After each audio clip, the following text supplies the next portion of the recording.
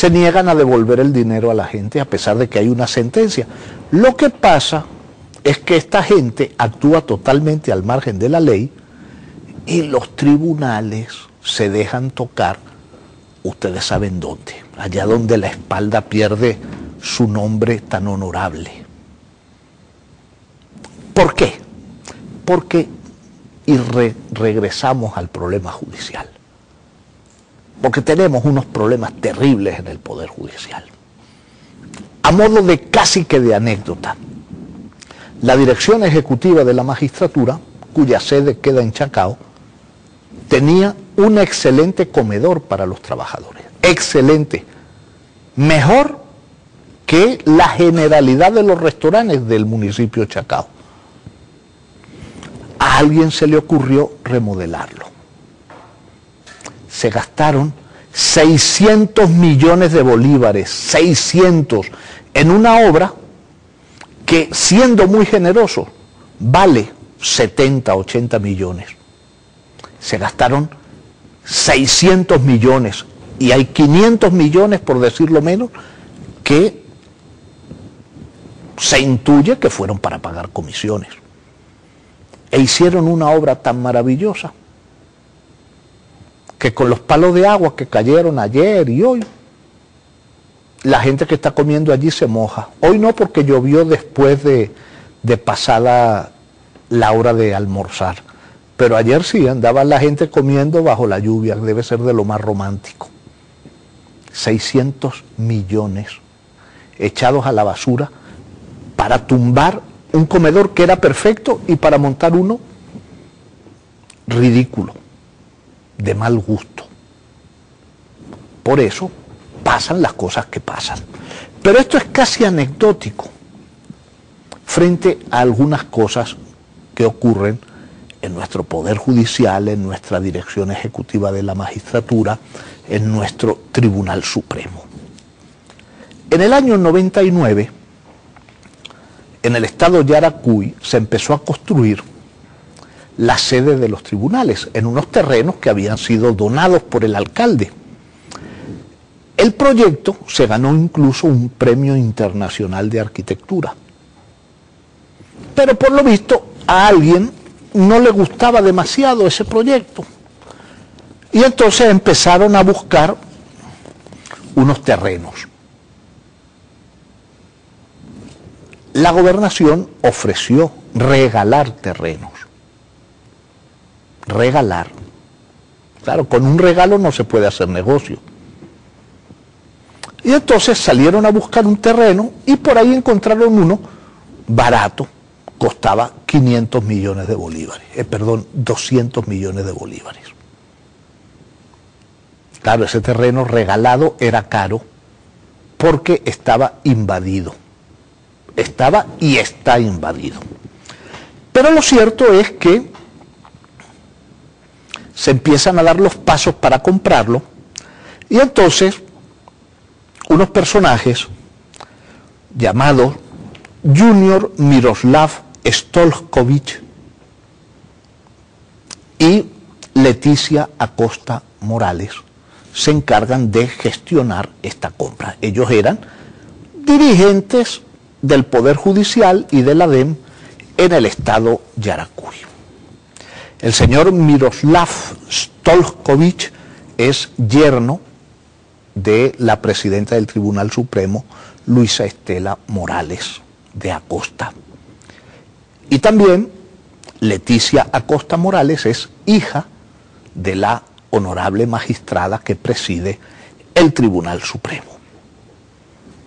Fueron a visitar el terreno, hicieron todos los trámites para la adquisición de este inmueble invadido. Pero resulta que efectivamente lo compraron, pero no por 200 millones, sino por 1.546 millones, casi 8 veces. 1.546 millones por un terreno invadido. ¿Qué les parece? ¿Qué les parece?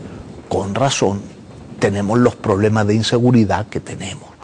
Con razón hay mucha gente que cree que la palabra tribu viene de tribunal. Con razón hay mucha gente que no le tiene ni poca ni mucha confianza al Poder Judicial.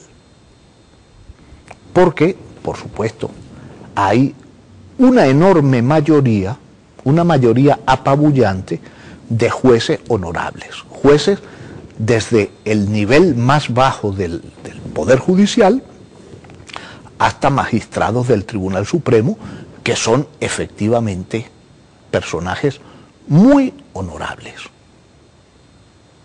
Pero, y ahí está el pero,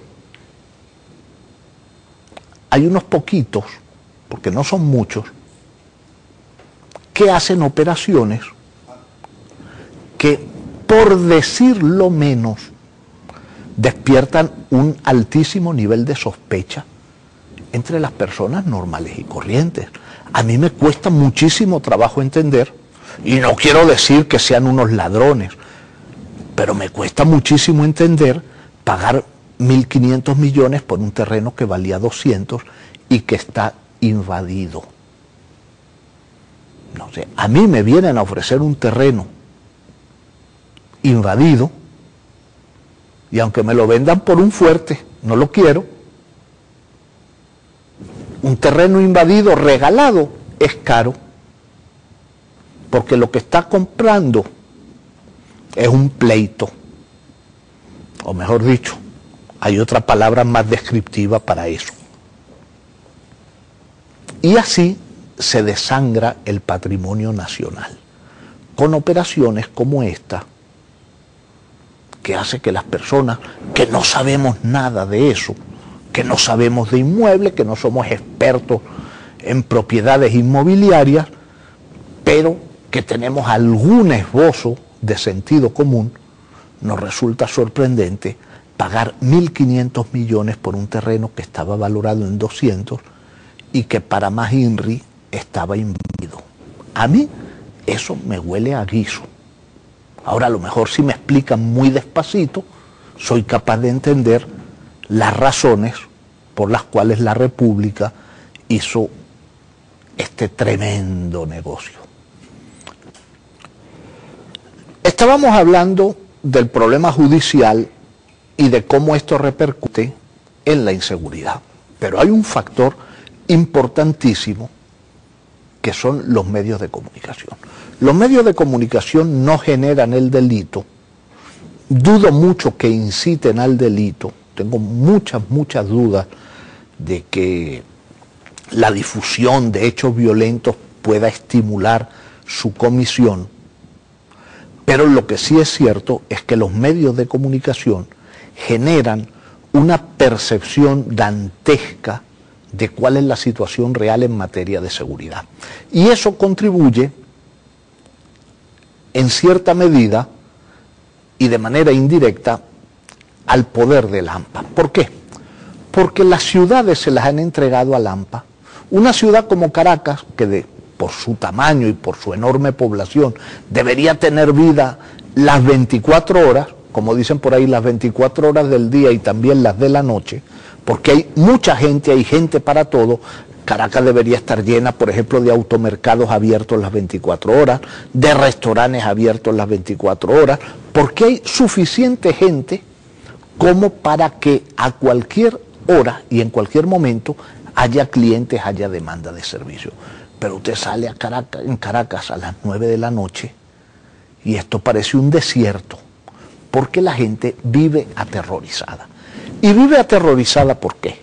Bueno, porque desde los medios le dicen, no salgas que te van a matar, si sales de noche te van a matar. Mentira, la mayoría de los crímenes se cometen en la tarde con el sol brillando.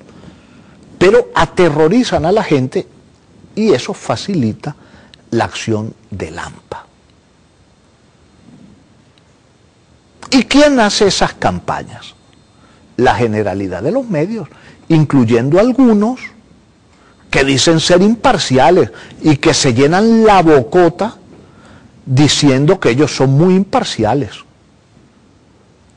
Pero Venevisión y Televen que dicen ser muy imparciales, todos los días, un día sí y otro también, arrancan el noticiero no con un suceso, sino con dos sucesos.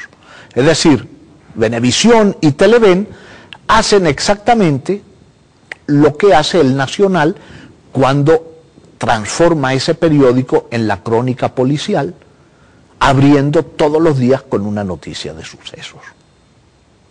Y muy guilladito, con mucho disimulo, nosotros somos muy imparciales, pero te clavan dos sucesos manejados además de manera horripilante, es decir, que a partir de un hecho horrendo, porque los delitos son siempre horrendos, desde el que se roba una gallina hasta el que mata a un familiar cercano, todos los crímenes son horrendos.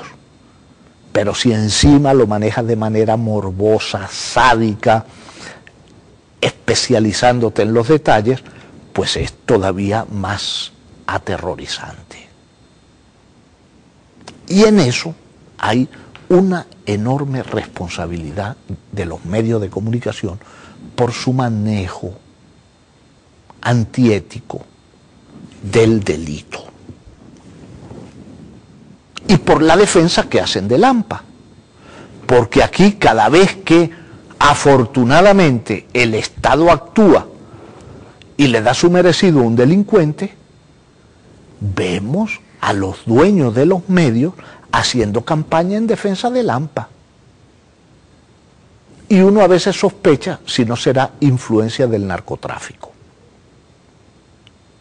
Y eso hace que en el mundo entero, no solo en Venezuela, las tasas de delitos se incrementen de una manera exponencial, incluso en países como los de Europa Occidental, donde tradicionalmente hay muy poca inseguridad, o había muy poca inseguridad. Hoy hay mucha porque la droga actúa, la droga corrompe policías, corrompe jueces, y los corrompe de verdad. No es que hacen comedores por 600 millones, no. Dejan en libertad a narcotraficantes a cambio de mucho, pero mucho dinero. Y los medios y las organizaciones no gubernamentales como Provea, por ejemplo, que recibe dinero del mundo de la droga, se comportan en estímulo del delito por la vía de propiciar la impunidad. Por eso es que cuando un juez actúa a favor del AMPA, hay que partirle el lomo. Caso de la juez María Lourdes Afiuni, una delincuente de la peor especie. Los romanos, que eran un pueblo muy sabio y han sido los genios en materia jurídica, como no ha habido más nada en la historia que se lo compare, decían que el magistrado culpable de concusión es soborno, era sagrado, era sácer, lo declaraban sácer, de ahí viene la palabra sacerdote y de ahí viene la palabra sagrada. ¿Qué quería decir sácer? Bueno, que era una persona entregada a los dioses, ya no pertenecía al mundo.